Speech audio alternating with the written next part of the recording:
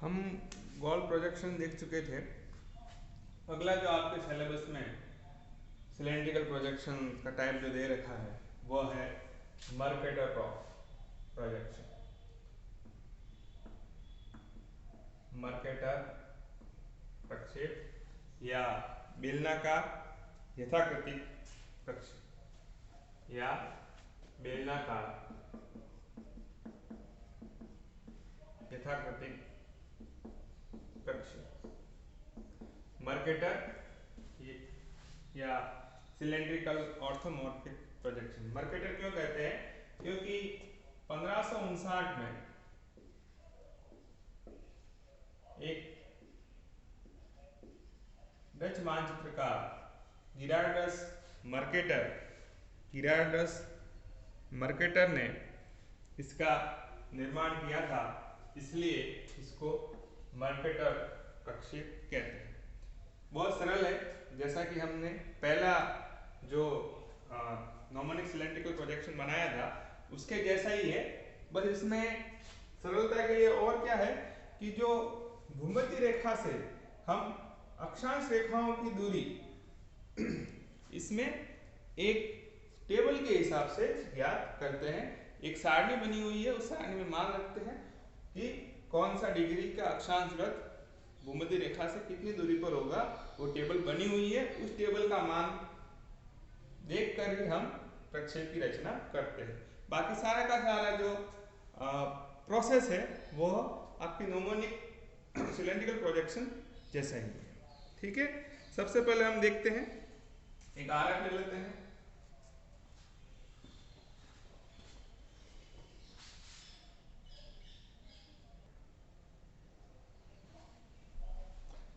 अब देखिए, आपके ये प्रश्न दिया हुआ है कि एक आरेख है 1:30 करोड़ का और अंतराल है 20 डिग्री का।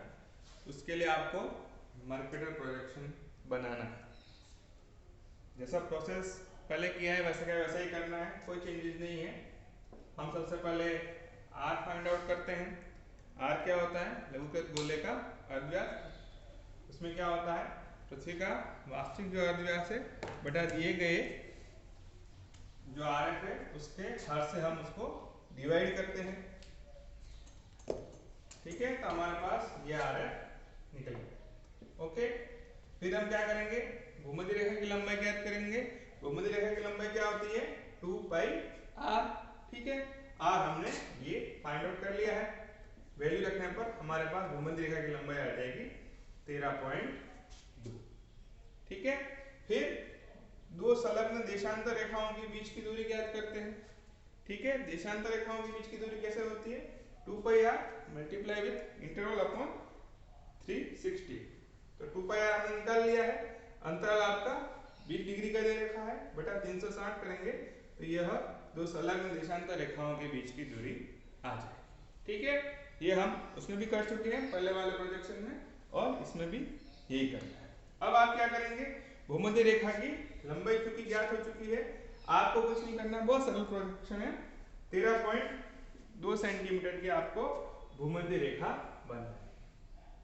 ठीक है, ये मान लीजिए कि ये 13.2 सेंटीमीटर की रेखा खींच ली हमने। अब आपको क्या करना है? यहाँ पर लंब उठाने, दो लंब डालोगे, लंब डाल दिए। अब क्या करना है हमको कि अक्षांश वृत्त की भूमध्य रेखा से दूरी हमको ज्ञात करनी है। तो वह दूरी एक सारणी बनी हुई है, सारणी में आपको ग्रुप पे डाल दूंगा। उस सारणी में इस आर से हम वैल्यू जो आ रही है उसको हम मल्टीप्लाई करते हैं उस सारणी में, और जो भी कैलकुलेशन आती है जिस डिग्री के लिए वह यहाँ पर लिखी जाती है। ठीक है, मैं आपको हमारा जो अंतराल है 20, 40, 60, 80 उसके लिए वैल्यू लिखकर बता रहा हूँ। ठीक है,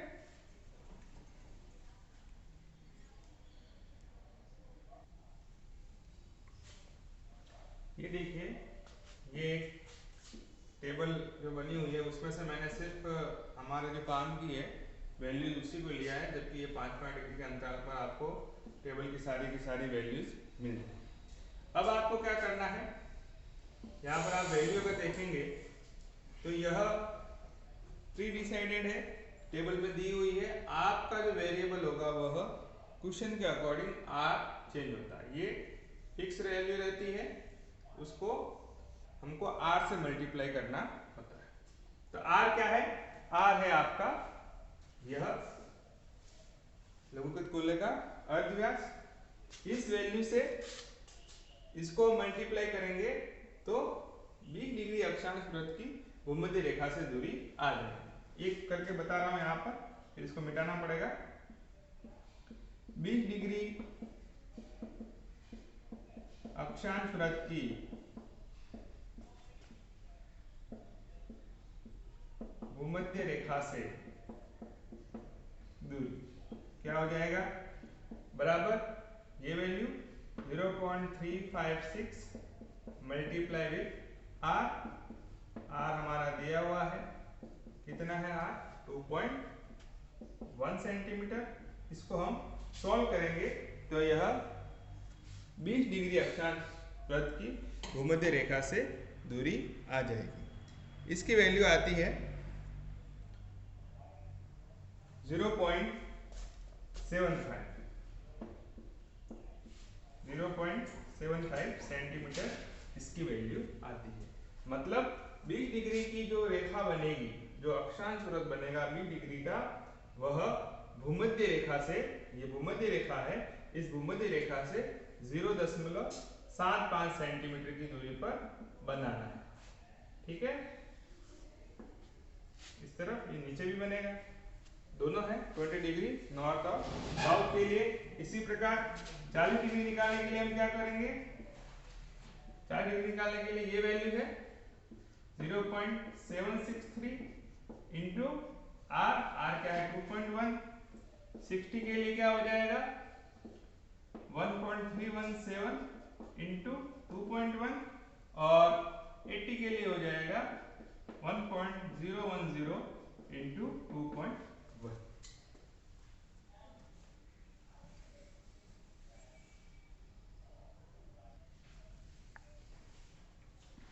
ठीक है, ये जो कैलकुलेशन करेंगे तो इनकी वैल्यू यहाँ पर मैंने लिख दी है, इसको मैं अब मिटा दूँ।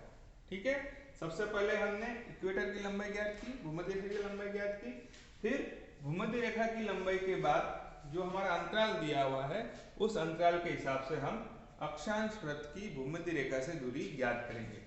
मर्केटर प्रक्षेप में आपका एक टेबल बना हुआ है, उस टेबल में हर एक जो अक्षांश वृत्त है उसके लिए मान दिया हुआ है। उस मान को जब हम क्वेश्चन के आर से मल्टीप्लाई करते हैं तो उस डिग्री के लिए वह भूमध्य रेखा से दूरी ज्ञात हो जाती है। ठीक है, इस पर टेबल दी हुई है, हमने 20 डिग्री, 40 डिग्री, 60 डिग्री और 80 डिग्री के लिए भूमध्य रेखा से दूरी इस टेबल के हिसाब से, इस सारणी के हिसाब से ज्ञात करें। ठीक है, अब अगला जो सरल काम रहा है वो करना है आपको। ये रहा 20 के लिए, इस प्रकार ये भी 20 के लिए कितनी दूरी थी भूमध्य रेखा से 0.763। ठीक है, अब 40 डिग्री के लिए निकालेंगे भूमध्य रेखा से 1.6 सेंटीमीटर। ठीक है, ये हो जाएगी 1.6 सेंटीमीटर। कहां से होगी, भूमध्य रेखा से, ये ध्यान रखिएगा। इसके आगे 1.6 नहीं करना है, यहां से 1.6 नहीं जोड़ना, भूमध्य रेखा से 1.6 होगा। ठीक है, इस चीज का आप थोड़ा सा ध्यान रखिएगा। ये 0.75, ये 1.6 आपको लिखनी नहीं है, क्वेश्चन में नहीं लिखनी है, इसके अंदर ये सिर्फ समझाने के लिए लिख रहा हूं। फिर 40 क्या होगा, यहां से 2.76 सेंटीमीटर। भूमध्य रेखा से दूरी ज्ञात रखनी है आपको, ध्यान रखिएगा। 2.76, ये 40, ये 60 और 80 हो जाएगा भूमध्य रेखा से 5.1 सेंटीमीटर।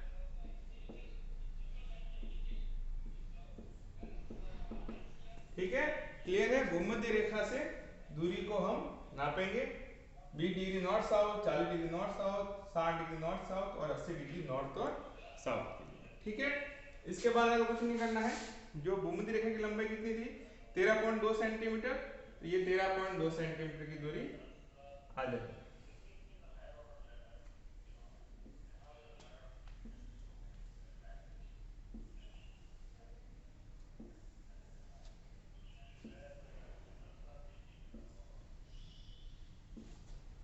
फिर से कह रहा हूं, ये जो वैल्यू लिखी हुई है ये वैल्यू मत लिख लेना, ये सिर्फ आपको समझाने के लिए लिखी है।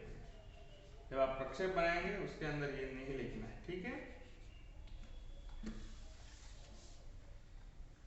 फिर इसका नामकरण संस्कार करना है। 180 डिग्री वेस्ट और 180 डिग्री ईस्ट, बीचों बीच में जो रेखा होगी वो हो जाएगी आपकी 0 डिग्री देशांतर रेखा या ग्रीनिच रेखा।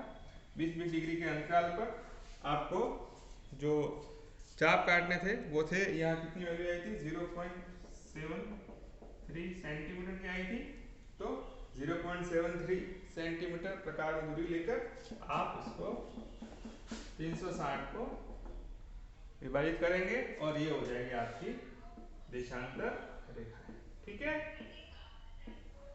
नामकरण ध्यान रखने का, नामकरण आपको सबका करना है।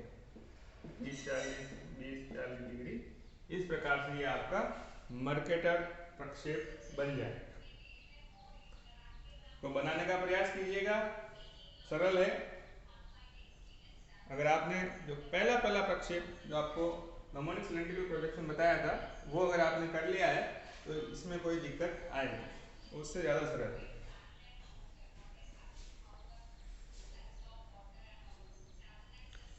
एक चीज और, यह वर्ल्ड के जो वॉल मैप्स होते हैं, दीवारी मानचित्र होते हैं, उसके लिए सबसे ज़्यादा यूज में लिया जाता है, प्लस नेविगेशन पर्पज के लिए भी मर्केटर प्रक्षेप का ही उपयोग किया जाता है। ठीक है, इसको बना लीजिएगा, बनाकर मुझे व्हाट्सएप कीजिएगा, कोई दिक्कत आए तो आप पूछ सकते हो।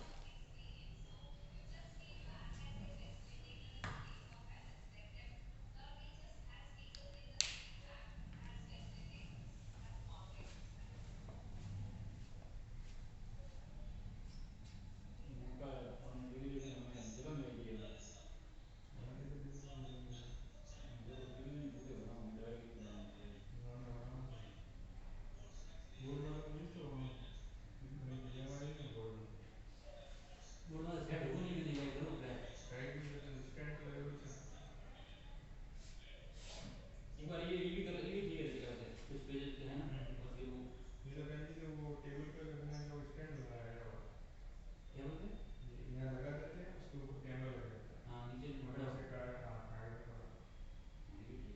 उन्होंने क्या नोट्स का पेज निकालते थे, फिर हाँ उस पे समझाते थे, वो भी एक तरह का ठीक लगा मुझे। तो घर पे बनाना चाहे नहीं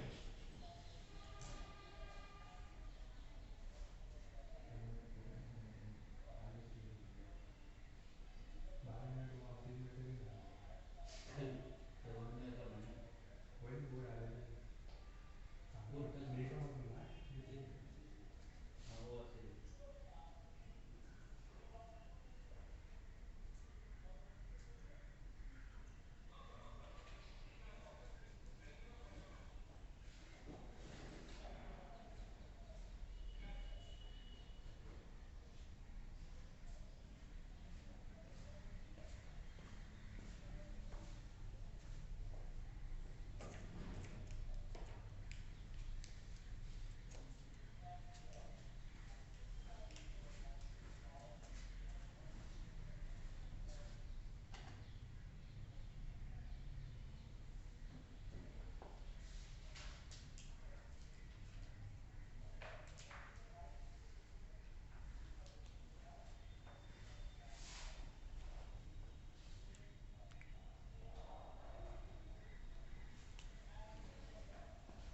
ठीक है, उतार लिया, इसको देख लीजिएगा और बना लीजिएगा, ये एग्जाम में आपके पूछा जा सकता है, इतनी सरल है।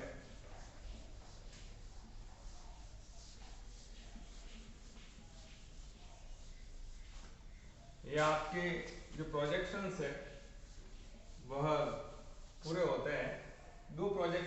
ऑल्विड और सिनुसॉइड है उसको हम क्लास में देखेंगे, क्योंकि थोड़ा सा ट्रिकी है, साथ साथ बनाएंगे तो ही बन पाएगा वरना नहीं बन पाता है।